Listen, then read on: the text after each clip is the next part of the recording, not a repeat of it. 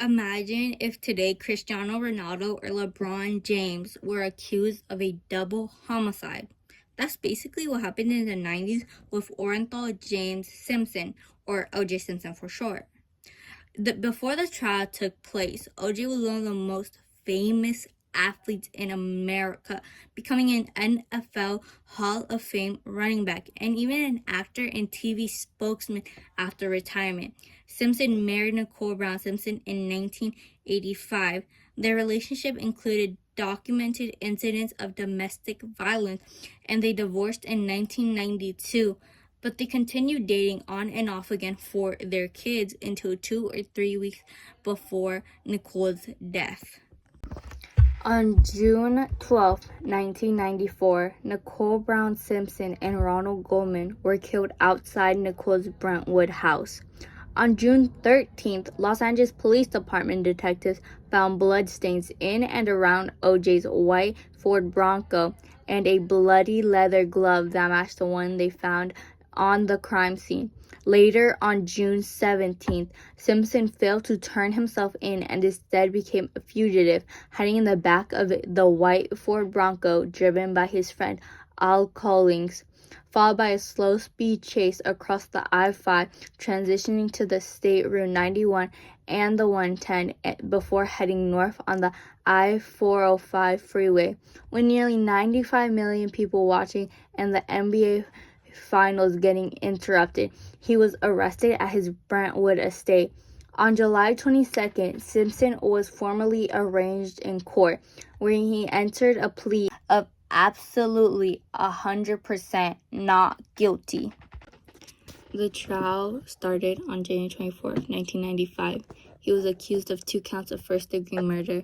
The trial was formally called the People of the State of California versus Orenthal James Simpson, but was referred to by others as the trial of the century. The main people involved in the trial were obviously O.J. Simpson, his attorneys Johnny Cochran, Robert Shapiro, Robert Kardashian, F. Lee Bailey, Alan Dershowitz, and the prosecution, Marcia Clark, Christopher Darden. The judge was Lance Ito, while the jury included Amanda Cooley, Yolanda Crawford, Anish Ashbach, David Aldana, Marsha Rubin Jackson, Lionel Sider, Brenda Mormon, Gina Rosberg, Shayla Woods, Carrie Bees, Annie Backman, and Beatrice Wilson. The main evidence presented by the prosecution was DNA blood matching, a bloody shoe print, a pair of bloody leather gloves. The defense took a different approach, so rather than finding him innocent, their strategy was to create a reasonable doubt by showing police misconduct, racial bias, and evidence tampering against O.J. Simpson. One major courtroom moment is the glove demonstration. Simpson tries on the bloody leather glove found at the crime scene, which did not fit, leading defense attorney Johnny Cochran to say the trial's most famous quote, "If it does not fit, you must acquit." Another major moment is the Mark Fruman tapes. Audio recordings of LAPD detective Mark Fruman saying racial slurs and boasting about police brutality.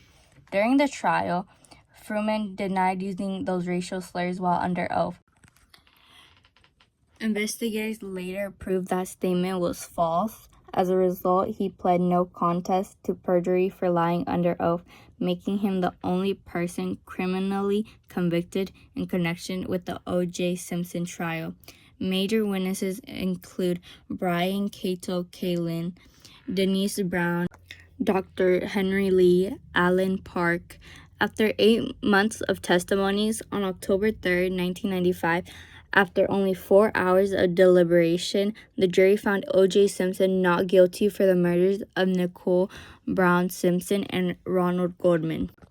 Importance of the trial. The trial was very important at the time because it combined a beloved celebrity with deep-rooted racial tensions in Los Angeles just 3 years after the 1992 riots. By broadcasting the proceedings, live cable networks fed a public obsession with the case. Ultimately, this high-stakes courtroom battle over complex DNA evidence and LAPD misconduct transformed the legal system, polarizing the nation along racial lines and permanently altering how the media covers high-profile crimes. The public responses were split mostly along racial lines. Contemporary polling indicates that roughly 77% of Black respondents agreed with the acquittal, while over 60% of white respondents strongly disagree, viewing the overwhelming forensic evidence as a clear proof of guilt.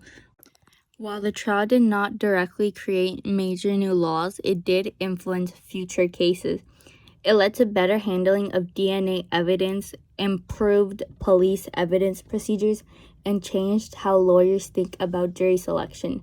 This case is still discussed today because it was one of the most famous trials in American history.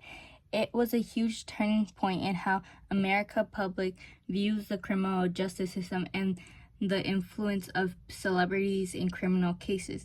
This case is important to learn about because it shows how evidence, media cover, race, and public opinion can affect a trial. While O.J. Simpson avoided prison, he still had another trial coming soon in 1997. After his criminal trial, the families of Nicole Brown Simpson and Ronald Goldman sued Simpson in civil court. This time, the jury found Simpson liable for the deaths, and he was ordered to pay about $33.5 million in damages, but he never paid them.